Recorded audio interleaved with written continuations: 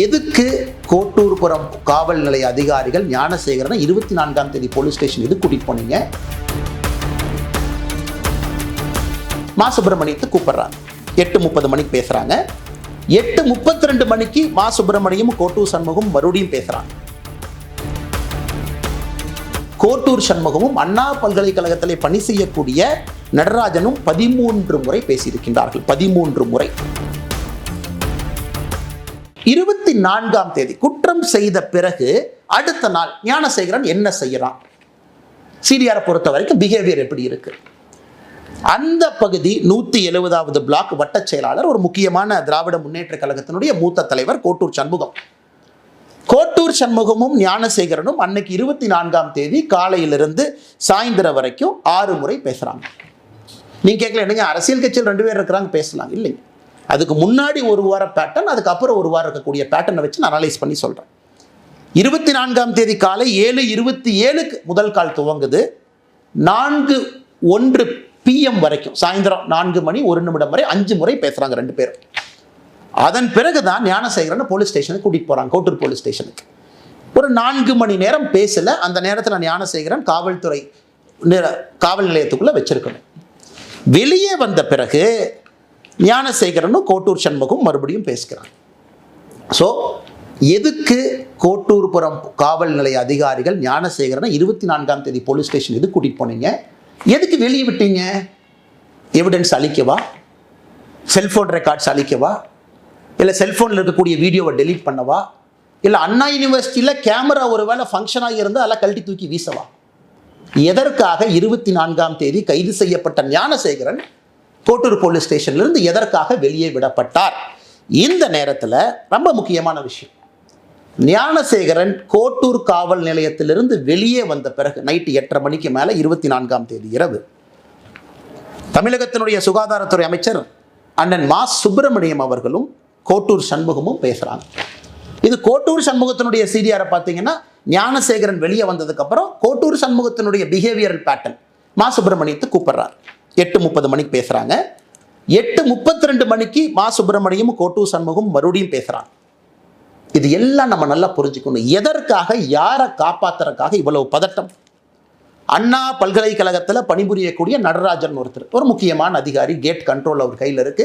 அதெல்லாம் காவல்துறை நீங்க தான் சொல்லணும், எல்லாம் என்னுடைய வேலை கிடையாது. 48 மணி நேரம் கழிச்சு அந்த நடராஜன் யாருன்னு பேசுவோம். ஒரு PROவா, கேட் யார் கண்ட்ரோலில் இருக்குன்னு. அந்த அண்ணா பல்கலைக்கழகத்தில் இருக்கக்கூடிய நடராஜனும் கோட்டூர் சண்முகமும் எத்தனை முறை பேசியிருக்காங்கன்னா, டிசம்பர் 23ஆம் தேதி பேசியிருக்காங்க, டிசம்பர் 24ஆம் தேதி பேசியிருக்காங்க, டிசம்பர் 25ஆம் தேதி பேசியிருக்காங்க, டிசம்பர் 26ஆம் தேதி பேசியிருக்காங்க. மொத்தமாக இந்த 4 நாட்களில் கோட்டூர் சண்முகமும் அண்ணா பல்கலைக்கழகத்திலே பணி செய்யக்கூடிய நடராஜனும் 13 முறை பேசியிருக்கின்றார்கள். 13 முறை. நான் ஏற்கனவே சொன்னது போல 24ஆம் தேதி குற்றம் நடந்த அடுத்த நாள் வெளியே வந்த ஞானசேகரனும் கோட்டூர் சண்முகமும் 8:34க்கு மறுபடியும் பேசுறாங்க. கோட்டூர் சண்முகம் இதோடு நிக்கலிங்க. ஞானசேகரன்ட்ட 8:34 சாயந்தரம் மணிக்கு பேசிய பிறகு கோட்டூர் சண்முகம் யார்கிட்ட பேசுறாங்கன்னா, இன்னொரு காவல்துறை உயர் அதிகாரி, ஏன்னா காவல்துறை மீது மரியாதை இருக்கின்ற காரணத்தினால உயர் அதிகாரியுடைய பேர் அந்த நேரத்தில் சொல்லல. 8:59க்கு சாயந்தரம் ஃபோன் பண்றார் Kottur Shanmugam, talks to that police officer. 9:07க்கு மறுபடியும் Kottur Shanmugam talks to that police officer. இதெல்லாம் 24ஆம் தேதி இரவு. நல்லா நீங்க மக்களை யோசிச்சு பாருங்க. 24ஆம் தேதி பதட்டம். காவல்துறை கூட்டிட்டு போறாங்க, காலையிலிருந்து பேசுறாங்க, மா சுப்பிரமணியத்திட்ட பேசுறாங்க, தமிழகத்தினுடைய சுகாதாரத்துறை அமைச்சர், காவல்துறை அதிகாரிகிட்ட பேசுறாங்க, அண்ணா யூனிவர்சிட்டியில பணிபுரியக்கூடியவங்ககிட்ட பேசுறாங்க. அந்த 24th night is the most crucial night. காரணம், எவிடன்ஸ் அளிக்கப்படுது. உள்ள போயிட்டு வெளியே வந்த ஞானசேகரன் எவிடன்ஸ் அளிக்கப்படுது. ஏன்னா இவங்க ரெஜிஸ்டர் பண்ண 11 செக்ஷன்ல, நான் புதுசாக அது பொருளை கலப்பினீங்க சொல்லல, தமிழகத்தினுடைய SIT ரெஜிஸ்டர் பண்ண 11 செக்ஷன்ல ஒரு செக்ஷன் எவிடன்ஸ் அளிச்சதுக்காக ஒரு செக்ஷனை போட்டிருக்காங்க. அப்ப என்ன எவிடன்ஸ் அளிக்கப்பட்டது? அதன் பிறகு 25ஆம் தேதி காவல்துறை சொல்றாங்க, ஞானசேகரனை சாயந்தரம் கைது பண்ற பிறகு அண்ணா யூனிவர்சிட்டி CCTV வேலை செய்யல, செல்போன்ல எங்களுக்கு தெரியல. மே 14ஆம் தேதி தான் சொல்றாங்க இன்னொரு பாலியல் வன்கொடுமை வழக்கு ஞானசேகரன் மீது பதிவு செஞ்சிருக்கிறாங்க. அதை பத்தி யாரும் நம்ம பேசல, அது எந்த ஸ்டேஜில் இருக்குன்னு கூட தெரியாது. 25ஆம் தேதி காவல்துறையை பொறுத்தவரை பிளாங்க். ஞானசேகரனை கைது செய்த பிறகு பிளாங்க். ஸோ கோட்டூர் சண்முகத்திற்கு எதற்காக இவ்வளவு பதட்டம்?